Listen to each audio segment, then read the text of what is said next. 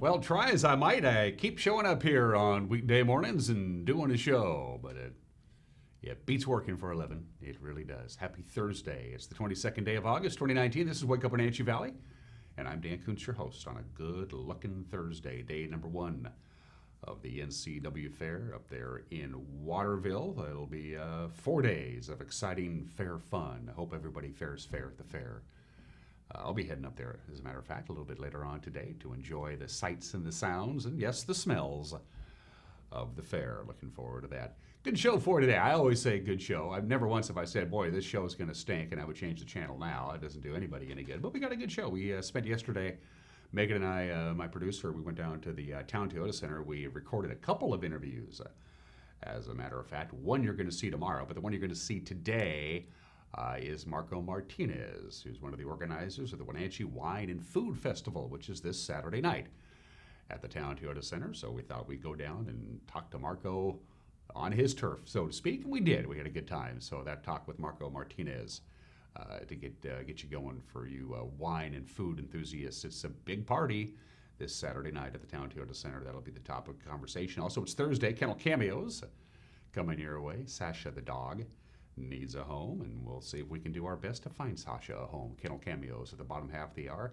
Right before we get to Everyone's Entitled to Mike McNally's Opinion, between all of that, we do the weather forecast, which is looking pretty good. It looks like really good weather for the fair, as a matter of fact. We got a newscast to throw your way. We got some sports, more with Coach Michael Don and the Eastmont football program, and also a couple of things from Joel Norman on Wenatchee Apple Sox, talking about their great campaign. Mariners, their 4-game winning streak came to an end, by the way. We'll also have the obscure holiday, today in history, and birthdays. Got some good stuff for you. Thanks for starting your day with us here on the NCW Life Channel. What do you say we begin where we always begin? Our tour around North Central Washington with our Valley View cameras, courtesy of Localtel's Sky-Fi high-speed wireless setup. There, of course, is the cross camera. Now it's zoomed in a little bit. That is a great tool. It covers such a wide swath of real estate all over the Wenatchee Valley that we can, and that's a 4K camera, so it's got 4 times the resolution of a normal HD camera. We can do traffic accidents, fires, anything like that, because we can zoom it in and we can do all kinds of cool things with that tool, and we have to remind ourselves it's a tool, not a toy. That is an incredible view of the Wenatchee Valley. This is one of the reasons people like to move here. It's pretty. Of that, there's no doubt about that. Let's go to camera number 2, Megan. I don't know where we're going. We're going to go take is that the Waterville camera? What is that? That's it. We have the Ephrata camera. Is this it? Are we making history, Megan? It's finally up and running? I'll be golly.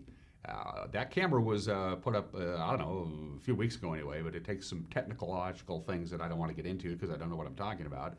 But I've been promising you a camera out there in Ephrata, and by golly, we have delivered.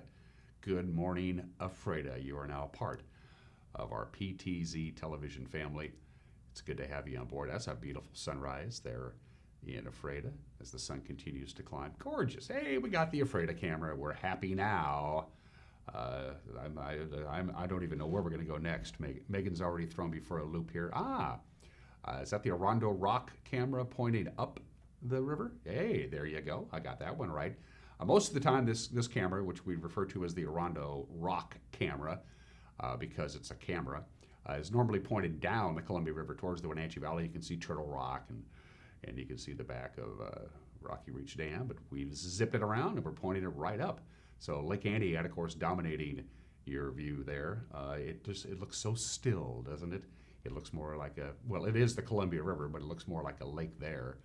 That's a beautiful view as we look up towards Antiad, Chelan, and places north. And camera number 4 is a slow dissolve to the Apple Andes camera. So we get to say good morning to Kashmir. That camera is way up there. Not an easy camera to get to. All of these cameras, of course, for our Sky-Fi crew, quite the challenge to physically get to. In the spring, summer, and fall, it's not much of an issue. Of course, they have roads there. In the wintertime, they have all kinds of tools. They got cats and snowmobiles and snowshoes and everything, because you got to get to these towers to maintain them, and these guys are hardy people. Plus, they like their work. Good morning, Kashmir.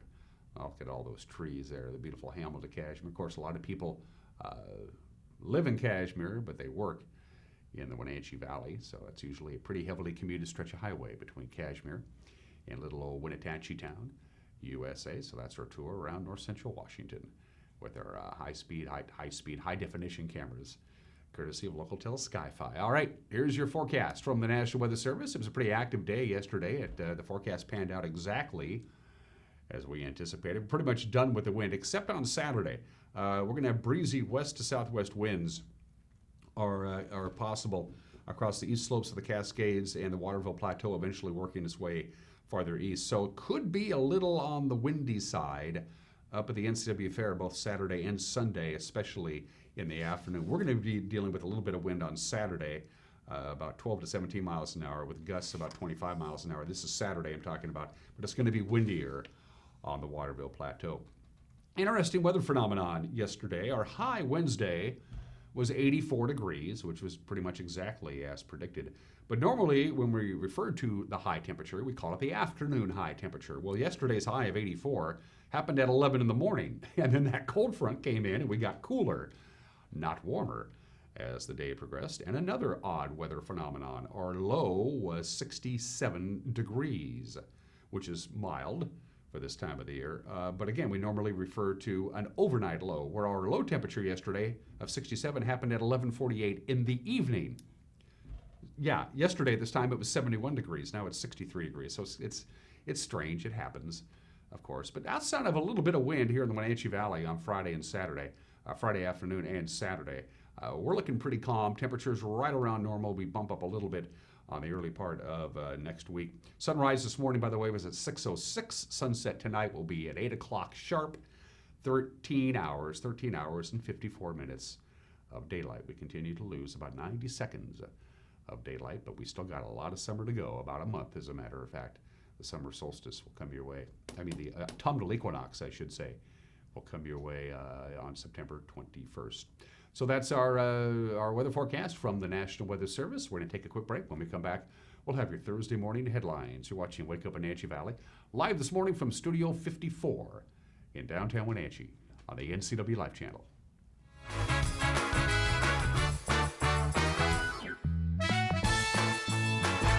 My first experience with CVCH, I had to come in with my daughter by myself with a cut in my hand that required stitches. And the care and compassion at CVCH was really significant, that they took the care and compassion and made me feel more as a human instead of just a patient there. The care they have for their community all around, inside and outside the clinic, is what I feel like is different. And that's what makes me want to come back to CVCH and recommend them to my friends and family.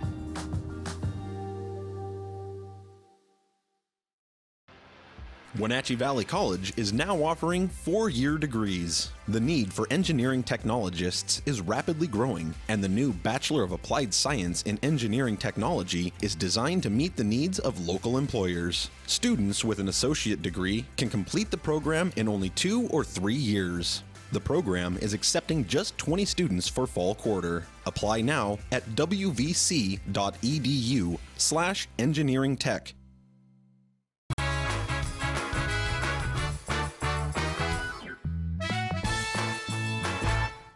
We're back 9 minutes after the hour. We have clear skies and 63 degrees. Lots of sunshine today, a little on the cool side for this time of the year. We still have some of that cool air from that cold front that came through yesterday, but lots of sunshine today, lots of sunshine right into the weekend, but a little on the windy side on Saturday afternoon. And here's what's making headlines on this Thursday. The price you pay for Chelan County PUD electrical service, it's going to be going up as early as next year, according to General Manager Steve Wright. Our senior news correspondent Steve Hare has the details.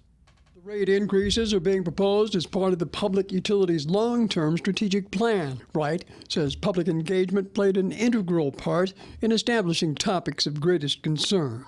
We also did 2 surveys, the last of which was a broad customer survey that we sent to all of our customers. Voluntarily, they got to choose whether to participate or not.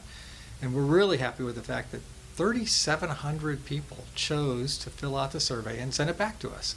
And that was not an easy survey. It took time to be able to engage in it. So now we feel an onus on us to make sure that we are listening to what we've been told and try to translate that into policies. And we've done the best we can to try to understand what they were telling us and translate that into what is now the draft strategic plan that our board released on Monday. We will now go into further public comment on the draft strategic plan, including a couple of public meetings and always the opportunity for people to appear before our board as well.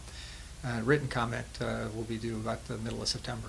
Wright tells NCW Life News the district has already achieved one of its goals to pay down long-term debt as identified in the last 5-year plan. So that particular goal goes away because we've achieved it.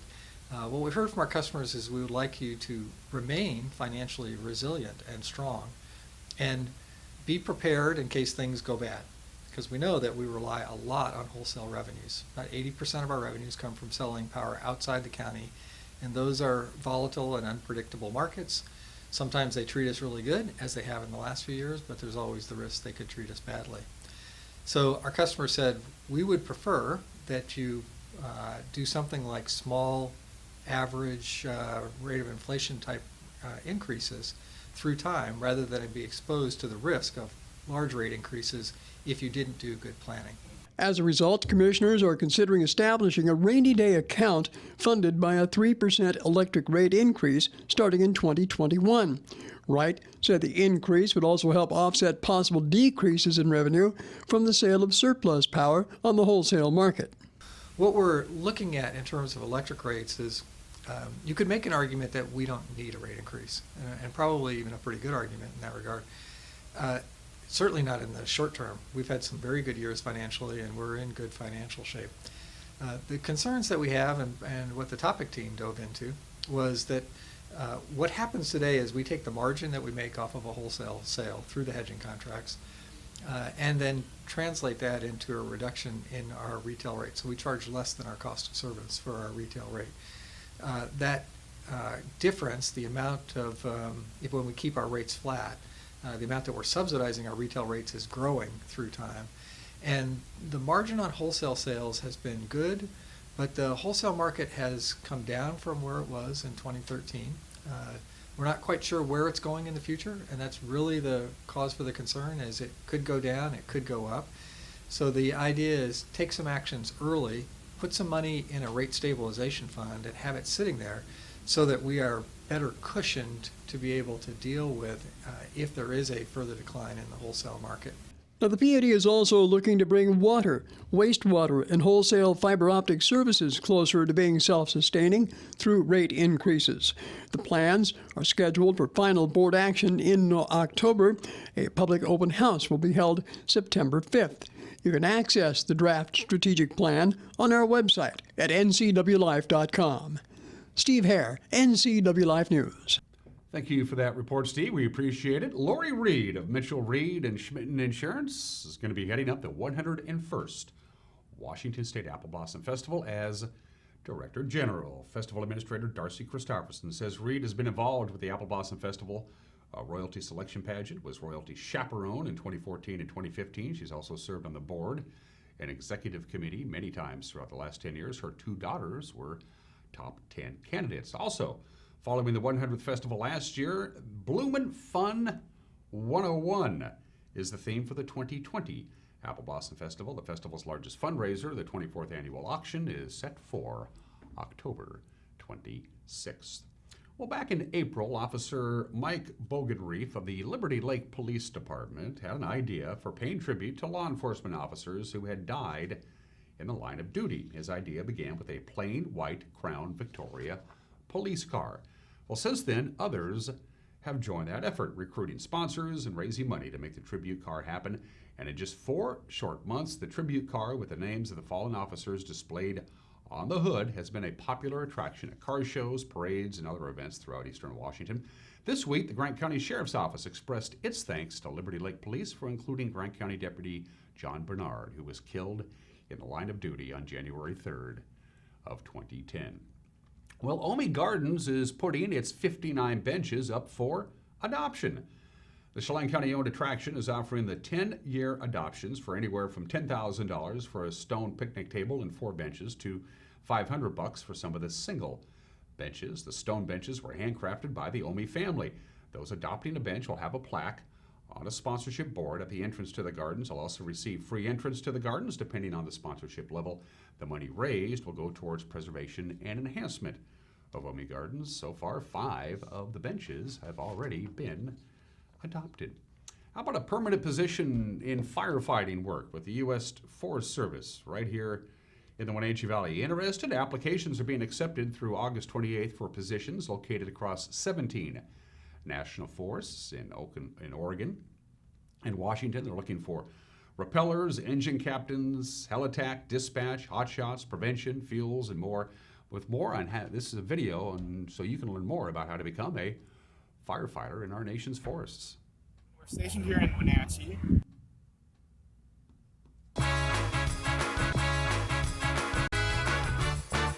We're stationed here in Wenatchee. We come in, we do our briefings to make sure we have all the intelligence we need for whatever the weather is or the environment we're going to be working in. And then we spend about an hour and a half doing physical training. After that, we do a lot more training, whether it's educational training or we're practicing on the helicopters here or actual live proficiencies, just making sure we have everything dialed for when we are called to a wildfire. Okay, great. So Mike, I know you work for the short haul program, and this is the only co-located rappel program and short haul program in the nation. Pretty cool stuff. So why don't you tell us a little bit about what your day-to-day looks like? So when we're here at the airbase, it's a very similar program. Aside from the work that we have the opportunity to do here, when weather and time and staffing provides, we're able to get out and do project work, which enables us to maintain proficiency in our skills, such as felling and working with our primary firefighting tools. The biggest difference between the two programs is on the medical side of things. If there's an injured firefighter, our group is able to insert medically trained personnel to assist in extracting that injured individual. So we spend a little more time focusing on medical training and other training that benefits our side of large fire support here at the base. Okay, very good. So you mentioned large fires, and although this season here in Central Washington has been a little bit slower than average, certainly after some of the big seasons that we've seen in past years, you guys travel all around the nation. So what does that look like in a given year? We have a really fortunate program here that the majority of the individuals and the aircraft that are based here are nationally funded, so we're able to travel all over the country to fight fire, and whether that's doing remote initial attack or going out and doing large fire support on the bigger incidents. Anywhere in the country, we have that travel that's built into our season. So it might look like starting out in Arizona or New Mexico or somewhere in the Southwest early season when they dry out before we do, or on years like this year, we've spent the last month to 5 weeks up in Alaska helping with their fire season. All right, well, with me today, I have a copy of our nifty hiring packet. If you like things in paper or want a checklist that's all written down for you, we have these at the supervisor's office in Wenatchee, as well as our district offices from Tonasket and the Methow Valley, all the way down to Natchez in the Yakima area. Fascinating stuff. And apparently, don't have to be clean shaven and have short hair to be a firefighter in the wilderness. I learned that. One more item of business before we move forward, in case you didn't hear already. Washington Governor Jay Inslee is dropping out of the presidential race. He is ending his campaign for the Democratic nomination for the presidency. And then later on today, he's going to announce his intentions on whether he wants to run or will run for a third term as governor. There are some media outlets that said he will be running for a third term. Nothing official from the Inslee camp, though. But Jay Inslee out of the presidential campaign. Is he going to run for a third term? We will know by the end of the day today. And that's what's making headlines at 19 minutes after the hour.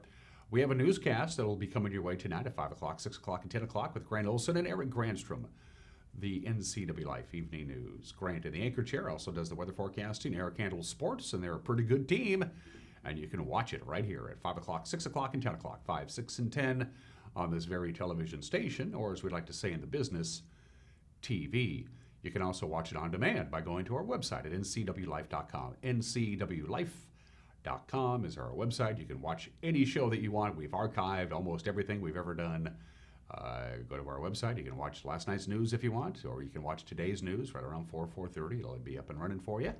And send us an email if something out there you think warrants our attention. Let us know about it. News at ncwlife.com. News at ncwlife.com. You can also go to our Facebook page and drop us a line there, or go to our website and click on the Contact Us icon. and drop us a note. We'd love to hear from you. Going to take a break. When we come back, sports, the obscure holiday, today in history, birthdays, kennel cameos. Everybody is entitled to Mike McNally's opinion. And my conversation with Marco Martinez of the Wenatchee World. They're putting together the 9th annual Wenatchee Wine and Food Festival this Saturday night at the Town Toyota Center. It's a conversation you don't want to miss. We got a busy Thursday, and we roll forward in 1 minute. Wake Up Wenatchee Valley, live from Studio 4 in downtown Wenatchee on the NCW Life Channel.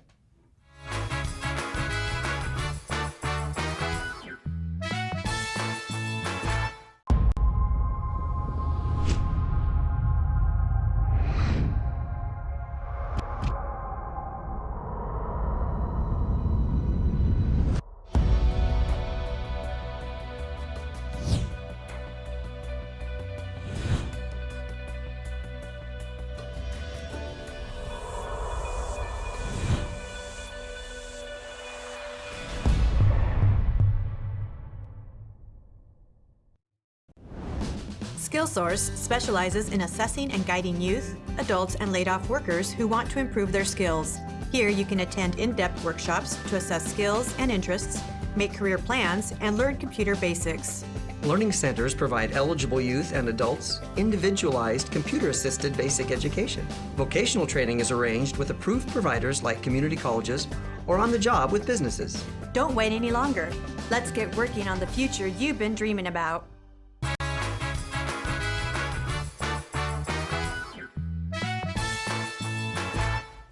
We're back at 22 minutes after the hour. The ever-widening world of sports gets a little wider as we transition to high school football. The Eastmont Wildcats made a switch at quarterback in 2018. They moved Kalen Massey out to a wingback, and they put junior Carson Everhart behind center, and it worked out good for everybody.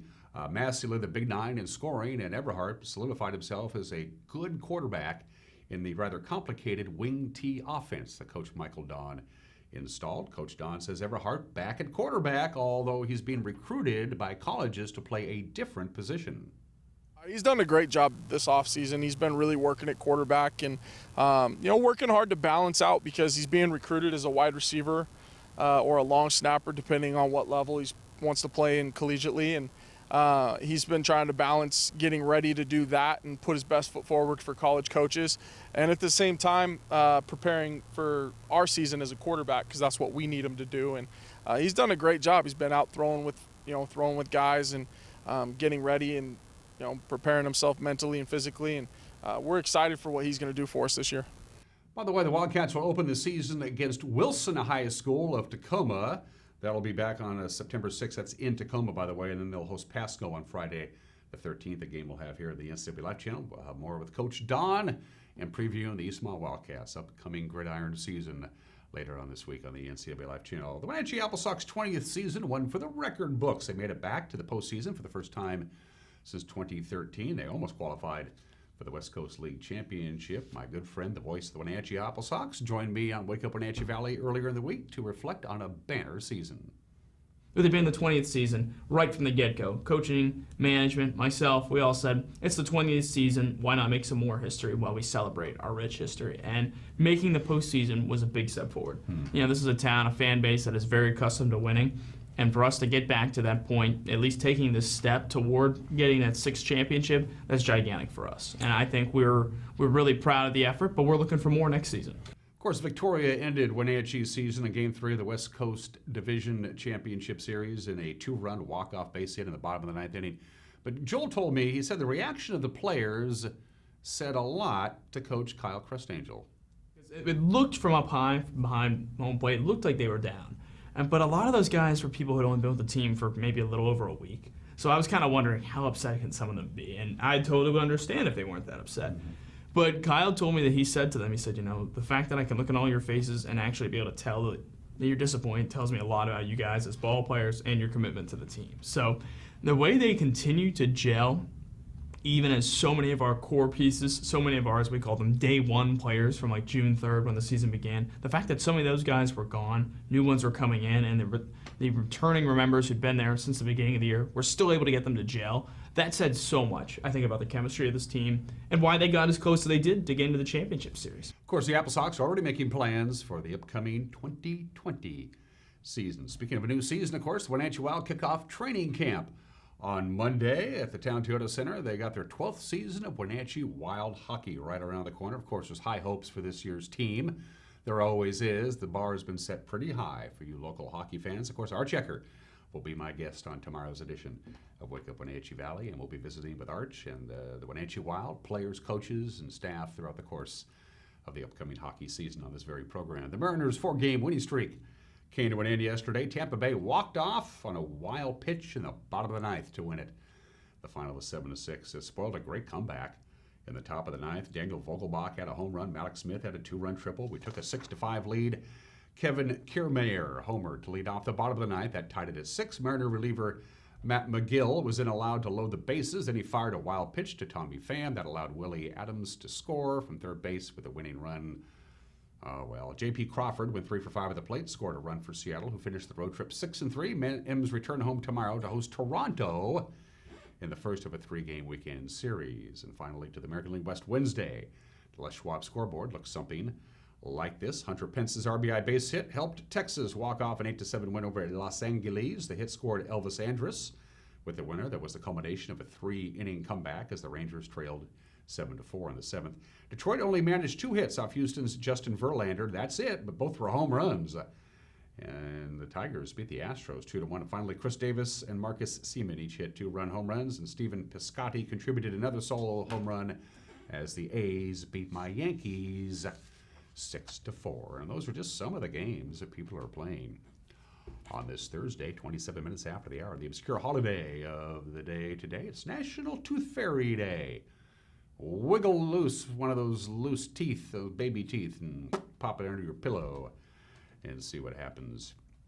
There wasn't actually, the story of the Tooth Fairy is very interesting.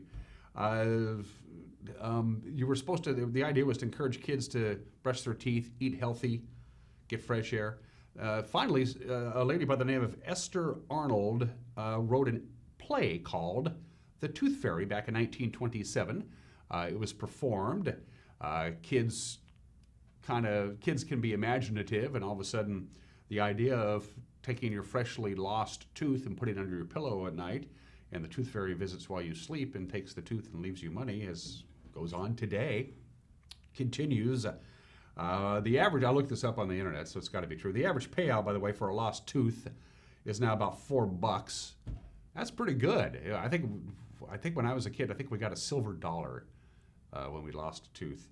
Of course, I don't participate in National Tooth Fairy Day anymore, and I haven't since I was a kid. But for you kids out there, happy National Tooth Fairy Day. One of those traditions that you got to admit, it's kind of cool, don't you think?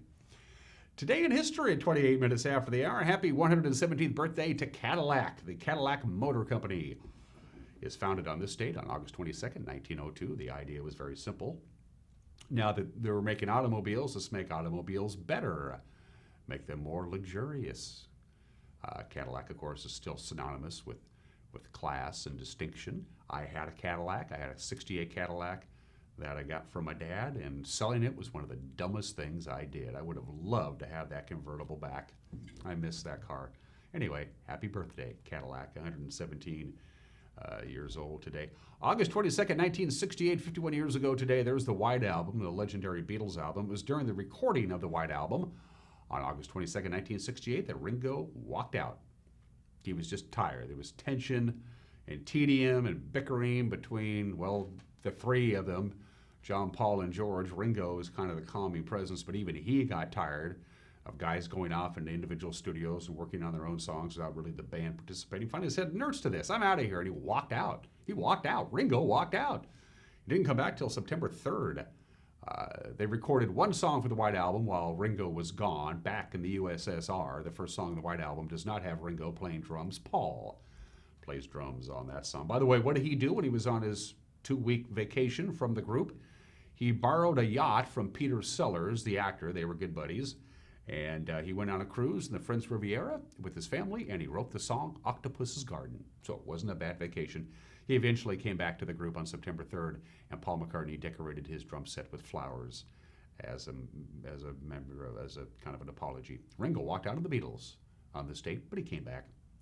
August 22nd, 1989, 30 years ago today, Nolan Ryan struck out Ricky Henderson to become the first Major League pitcher to record 5,000 strikeouts. He is still the all-time strikeout king. There was some talk that maybe Randy Johnson, if he pitched long enough, might be able to surpass Nolan Ryan's record.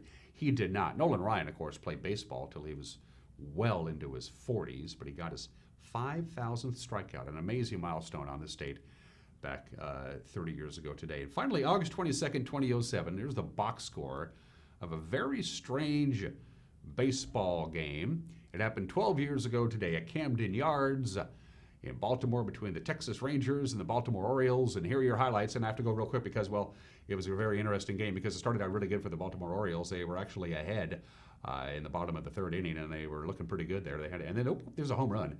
Yeah, Nick Marjacas hit a home run. Miguel Tejada, by the way, had a base hit a little bit later on. Then a couple of innings later, Gerald Sakamoshia had a single to center field. That scored a couple of guys. And then Ramon Vasquez, he hit a home run deep to left field, and that scored a couple of guys as well. That all happened. Then we moved forward to the bottom of the sixth inning, and well, there was a home run, and there was another base hit, and there was a base hit, and there was a base hit, and there was a base hit, and then there was a double. That all happened in that. And then at the top of the eighth inning, they see Ian Kinsler had a base hit, and Travis Metcalf had a home run, and David Murphy, he had a base hit, and that scored a couple of guys. And then Sakamoshia scored again. He hit a home run. That all happened. Then they got to the ninth inning, and there was a double and a couple of base hits, and then there was another home run, and then a couple of singles, and then a couple of more guys scored.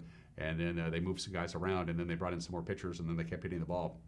And then Texas scored a couple more times going into the eighth inning, and then again in the ninth inning they scored a couple more times, and then, well, there's a couple more home runs, and there was another base hit, and that scored another guy, and then it was 21-3, and then they had another base hit, and then they had a home run, and then this guy, he walked, and then he walked, and then another guy walked, and then a base hit, and that scored two other guys, and then another guy hit a base hit, and that scored two other guys, and then finally a guy came up and he got a base hit, and that, he's safe, and then there was another home run, a 3-run home run, and then when it was all said and done, the final score was Texas 30, Baltimore 3, the most runs ever scored in a Major League Baseball game by a single team ever, and the combined runs scored of 33 is also a Major League record.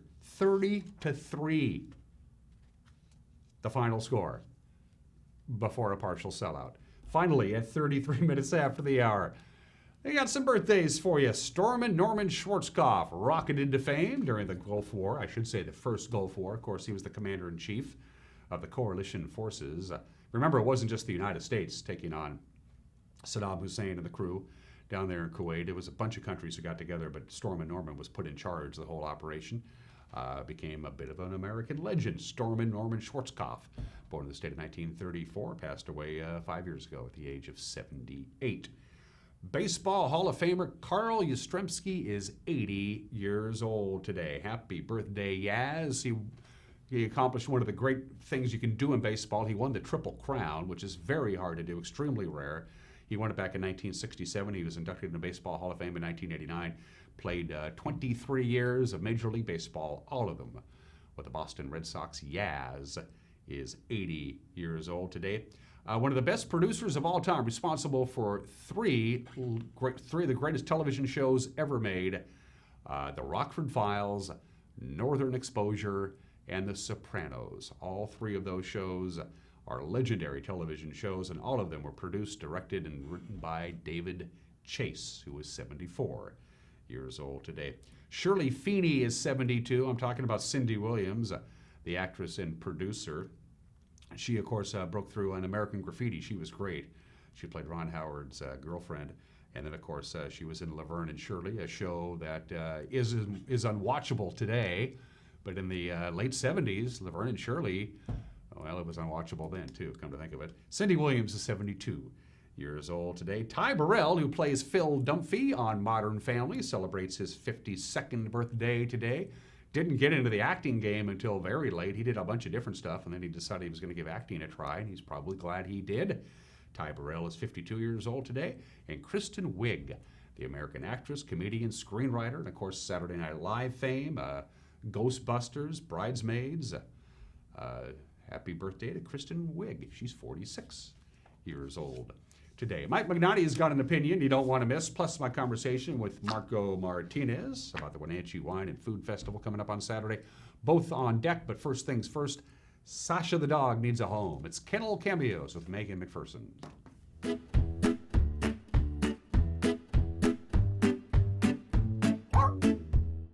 Hey guys, Megan here with the NCW Life Channel. We're here with Jenny, the volunteer coordinator of the Wenatchee Valley Humane Society, and joining us this week is Sasha. Yes. Can you tell us about Sasha? Yes, this girl is about 6.5 years old. She's lived in a home with kids before, indoor cat.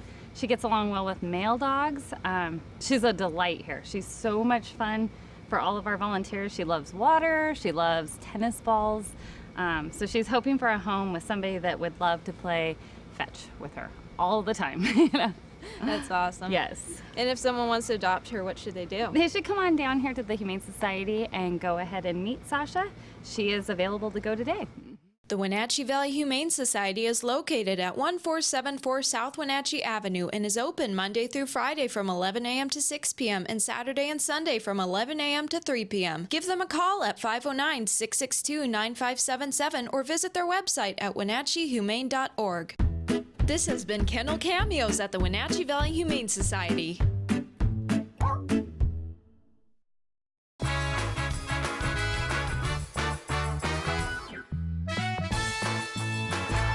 Dick's Heating and Air Conditioning has been proudly serving the Wenatchee Valley for over 35 years. And just as Dick's has been there for you, they have also been an essential part of our community, supporting local youth sports all year long and your Wenatchee Wild. Thanks for your support. Thanks, Dick's Heating and Air Conditioning, for all your support. Thank you. Dick's Heating and Air Conditioning, your local, independent, trained comfort specialist. Call 884-6444 today.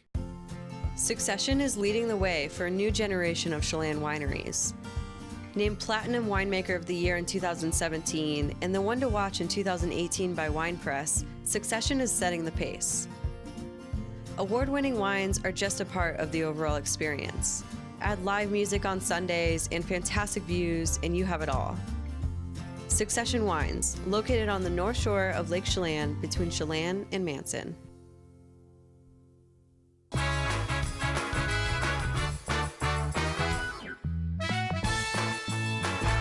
Hey, this is Mike,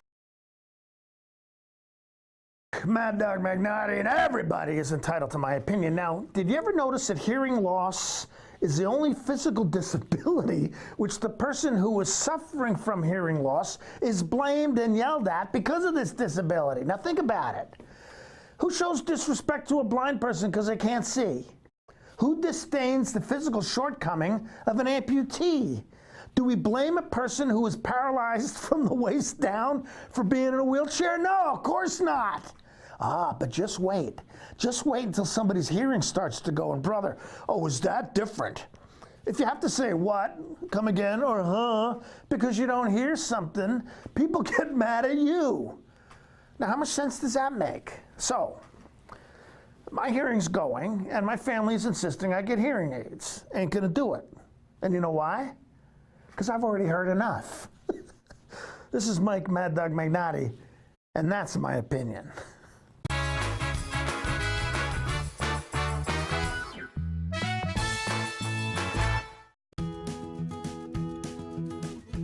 You don't have to be a member to enjoy the view and dine-in style at Highlander Bar and Grill in East Wenatchee.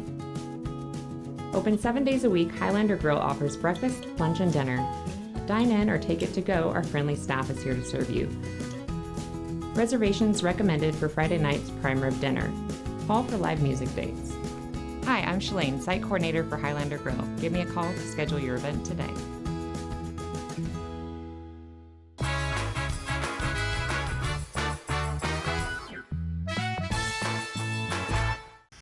Welcome to Wake Up Wenatchee Valley. I am Dan Kuntz. If you're an onophile or even remotely like wine, there's only one place to be on Saturday, and that's right here at the Town Toyota Center for the 9th annual. I want to get the name right, Marco. Wenatchee Wine and Food Festival, correct? That is correct. I got it correct. So it's top flight wine. It's award-winning wine. It's wine that's already been judged to be better than other wines. You combine it with gourmet food, and it's the party of the weekend right here Saturday at the Town Toyota Center. Marco Martinez is the guy who puts this whole thing together. He's from the Wenatchee world. Welcome to the program, my friend. Thanks, Dan. Glad to be here. 9th annual. Anytime you can put something annual behind it is good because obviously people like it. Yes. It's just I'm amazed at this is our 9th year. I mean, we started, however many years ago, 9 years ago, and it was really small, got about 100 people, and every year it's grown since then. And this year we're expecting a bigger crowd than ever. We're expecting probably 800 plus people. Well, one of the reasons you moved it to the Town Toyota Center, I believe it was at the Numerica Pack originally, is that Yes. correct? Is somebody didn't hold enough people. I mean, Yes. you got that's a good problem to have. That's a champagne problem. It's gotten almost scary big, but we're trying to stay on top of things. We're trying to mix things up a little bit. So, yeah, we're hoping it's a good experience. People will come back again year after year. For the uninitiated, just Wenatchee Wine and Food Festival 101, what's going to happen here on Saturday? Okay, so the event begins at 5 o'clock if you're lucky enough to have a VIP ticket. We sold 250 of those tickets, and those are sold out. And if you have one of those tickets, great. You get a VIP bag. It's got a bottle of wine in it. But most importantly to me is you get in at 5 o'clock. Between 5 and 6, basically the arena is yours to enjoy the wine, the food, before the rest of the ticket holders get access to the floor. And that's important. Yes. It's so important. that first hour, it's less crowded. You get to have more one-on-one contact with the winemakers and have more in-depth conversations if you'd like. And then at 6 o'clock, the doors open to the general public. So again, if you have a VIP ticket, you get in at 5 from 5 to 6, and it's kind of placed to your own. You also get access to the VIP room between 5 and 9 p.m. and it's a little quieter in there. There's food. It's just kind of a place to decompress a little bit before you head back out on the floor. The door opens at 6 to the general public, and yeah, you get the same thing. The floor is open to everybody at that time, and there's going to be 30 plus wineries. And there's going to be a few breweries, a few cideries that will also be pouring on Saturday night. And yeah, there's going to be food. One of the complaints we heard last year, Dan, was that some of the food vendors were running out towards the end of the evening. So we don't have more food vendors, but each food vendor is providing more food.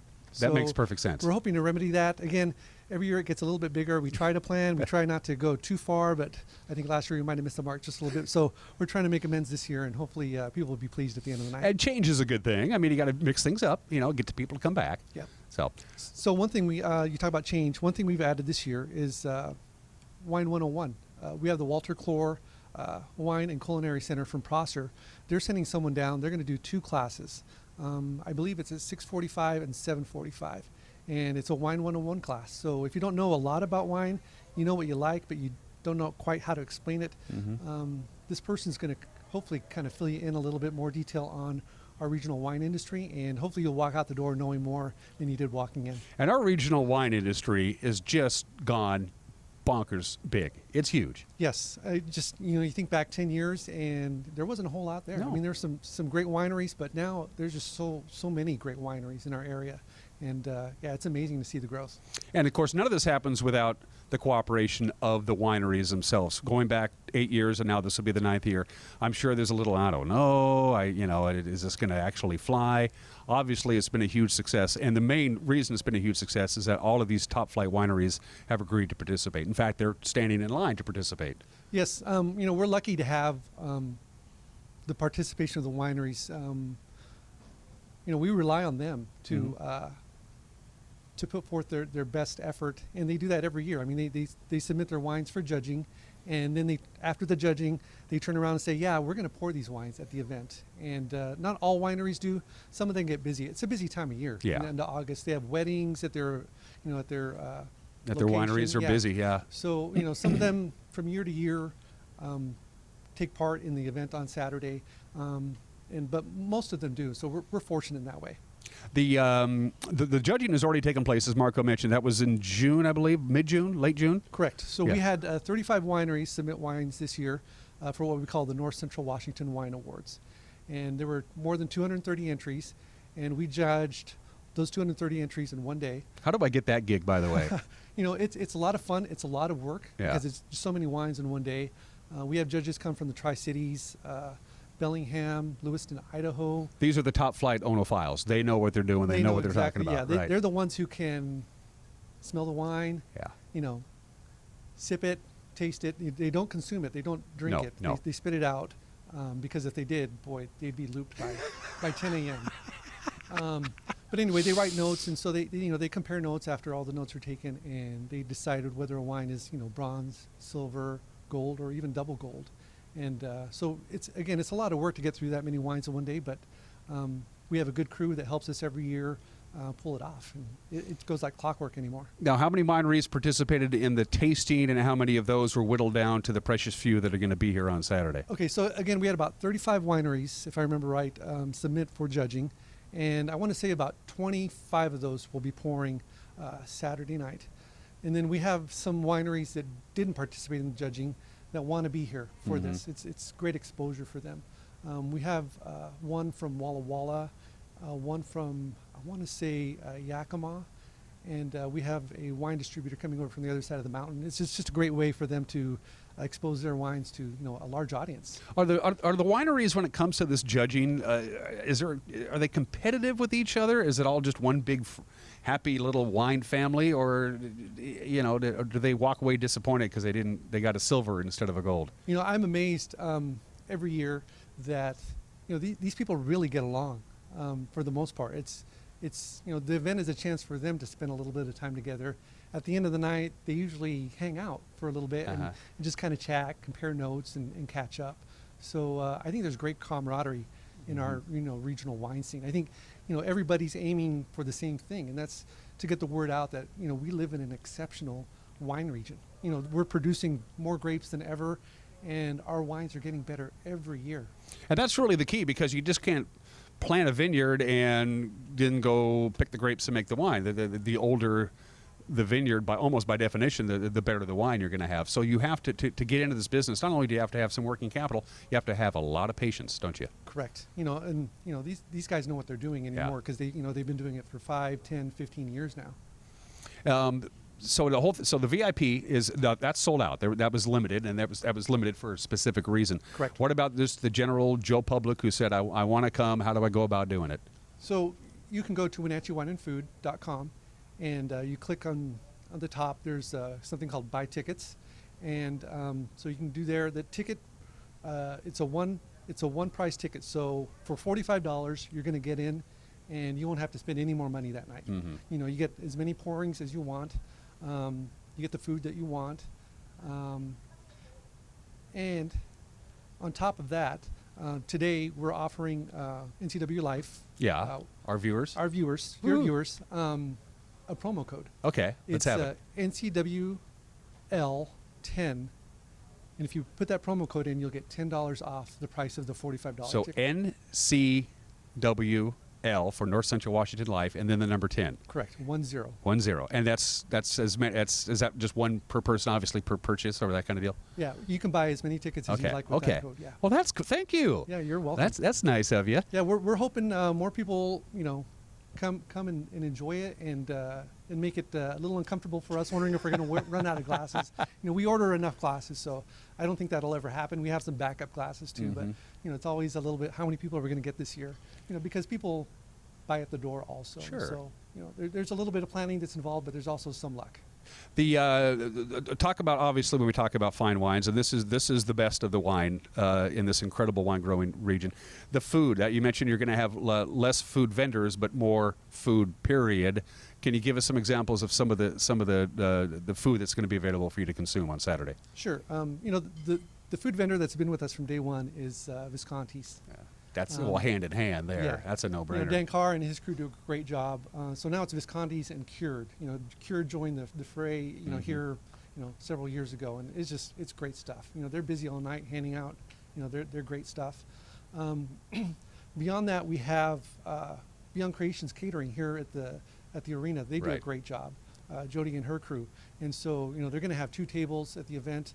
They're also going to be providing the food for the VIP guests down in our VIP room. So the food in the VIP room is just a tiny notch better than what you can find on the floor. Not much, because the food is great on the floor, but it's just a tad bit greater in the VIP room. So, and then beyond that, we have the Wenatchee Convention Center.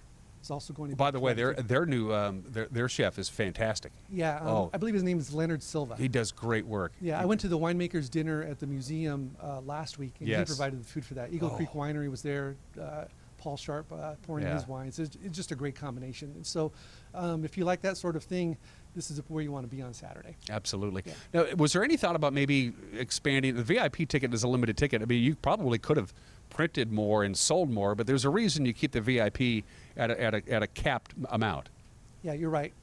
So, when you open the doors to 250 people, it makes it seem that just a little bit special still at 250. It's a big floor. It's basically, the floor of the arena where they play hockey. So Yeah, which is behind us. But by the way, it'll be covered. You don't have to worry about falling down on the ice. It'll have the floor They'll on have it. boards, yeah.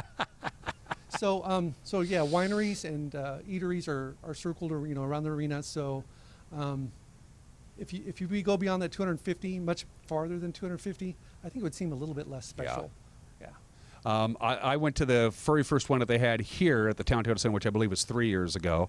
And I didn't know this going in, but I found out going out. There were a couple of vintages that I just fell in love with. I'm a cab guy. I'm a Cabernet Sauvignon kind of guy. And I thought, I want to buy like 3 bottles of this. You can. Is that correct? Correct. So, we partner with the Wenatchee Valley Museum and Cultural Center, and they operate a store that night.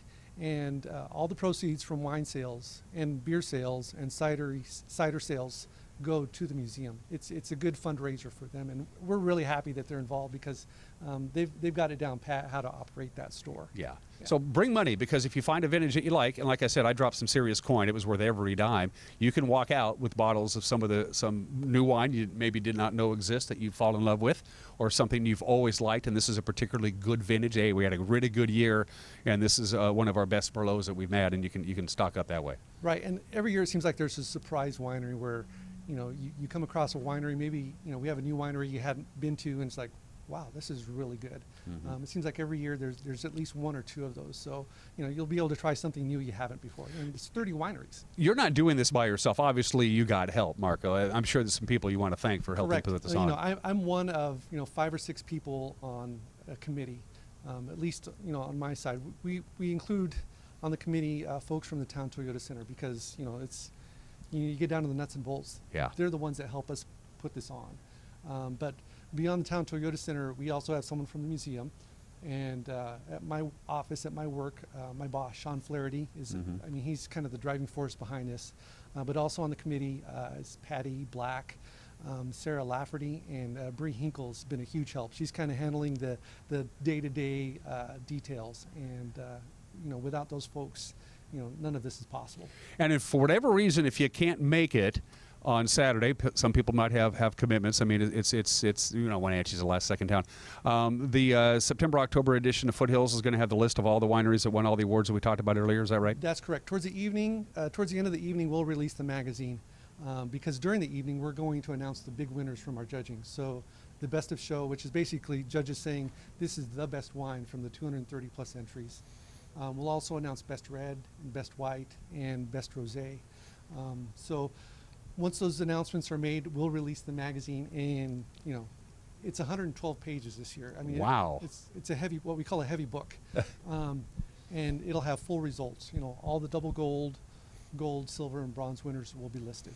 Is the wine, as we're talking to Marco Martinez of the Wenatchee World, is the wine industry immune from recession? I mean, is this here in North Central Washington? Is it just going to keep doing this, or is there going to be a certain point where it's just too much? That's a good question. Oh, we're going to become Napa, I guess. Is that? There's some people that think specifically Lake Chelan has a potential to be the destination place for wine, not just in the Northwest, but in the country or in the world. It's just built on that. There's that tourism segment there that you can't find. And the climate is perfect. Yeah, and there's the lake. Yeah, right. But I don't know what the saturation point is for our area. You keep seeing new wineries popping up. Just here this month, we had Hard Hat Winery open there at the foot of 5th Street. They have a tasting room, and I might be wrong, but I think they're the first outside winery. In other words, a winery based outside of our area to open a tasting room in Wenatchee, Wenatchee proper. There's plenty in Leavenworth and Chelan, but I think Hard Hat Winery might be the first in Wenatchee, and they're going to be here Saturday night pouring their wines. I think the sky's the limit for the wine industry. And I don't know if anything's recession-proof, but I'd like to think that maybe the wine industry is. It's funny, and I'll ask you this as we wrap it up. What is going on? Because all of a sudden, Wenatchee has a brewer's row with some really good quality beer for you folks who like a good quality beer. They're all over downtown Wenatchee and spread out in North Central Washington. The wine industry, of course, has exploded. Cider is now taking off here. How do you account for all this? How did this area get to be so darn popular with people who like a really good adult beverage? I just think it's demand. People are finding time to enjoy things. It's one of the reasons why we live here is, we get off work and we don't have to, drive home for an hour. We have more time in our day than we say we would if we lived in Seattle. And we have more people, moving from outside of our area here and enjoying kind of a different pace of life for them.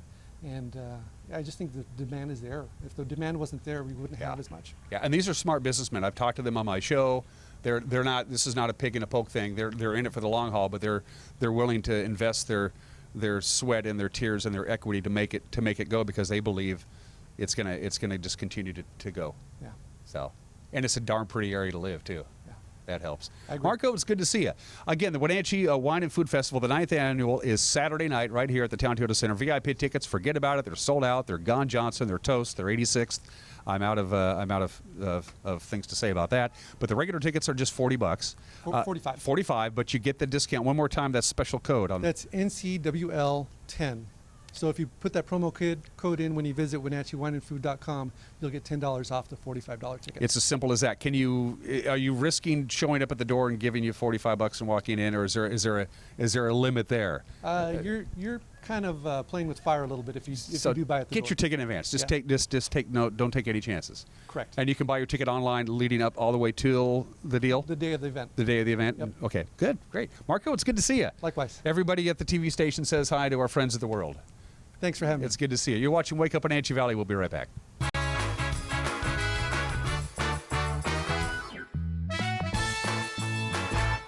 With 15,000 square feet to explore, you'll find something special at the Antique Mall at Cashmere.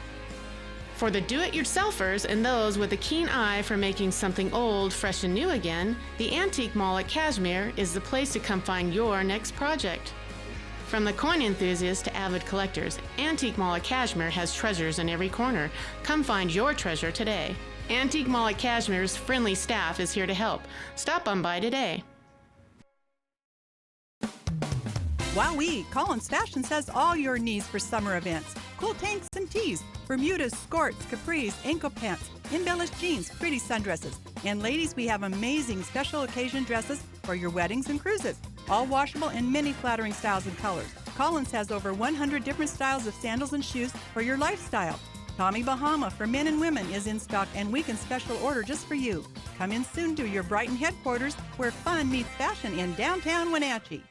Hey folks, Carrie from Blueberry Hills in Manson, where we've got huge news. We've started our Blueberry U-Pick. It's a great time to toss the family in the car and get on out to Blueberry Hills, where you can get the best down-home scratch country cooking around and pick some of the world's most delicious and largest blueberries that have been high desert farmed. This makes for an intense blueberry flavor, and they are so much fun to pick. Our fields are open 8 to 2:30 daily and restaurant from 8 to 3, so come on out and join us.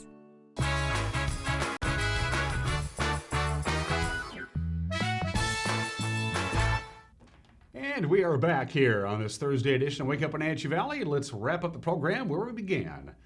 That all-important weather forecast from the National Weather Service. Still some residual cool air from the cold front that came in yesterday. So 83, couple of ticks below normal for this time of year. Just a few clouds expected on Friday. We'll call it partly sunny, partly cloudy, depending what you prefer. 85. The forecast high on Friday. Mostly cloudy Friday night. Just a weak system coming through. It'll be gone. It'll be out of here. Saturday looks really good. Although we're keeping a close eye on the wind. It's going to be a little breezy at times on Saturday, especially on the east slopes of the Cascades and the Waterville Plateau. So the Waterville Plateau, of course, is where the NCW Fair is being held. So Saturday and Saturday night, if you're going up to Waterville to enjoy the fair, you might be dealing with a little bit of wind up there in Waterville. And then Sunday, we'll begin another warming trend with a high of about 85 and then 89, then into the lower 90s. A friendly reminder, even though we're closer to September, each day, it's still summertime. We've still got a month of summer to go before the autumnal equinox. So all in all, not a bad forecast. Again, a little on the breezy side for everybody. Breezy in the Wenatchee Valley, windy in Waterville on Saturday. Provided the show isn't canceled, I'll see you tomorrow. Bye-bye.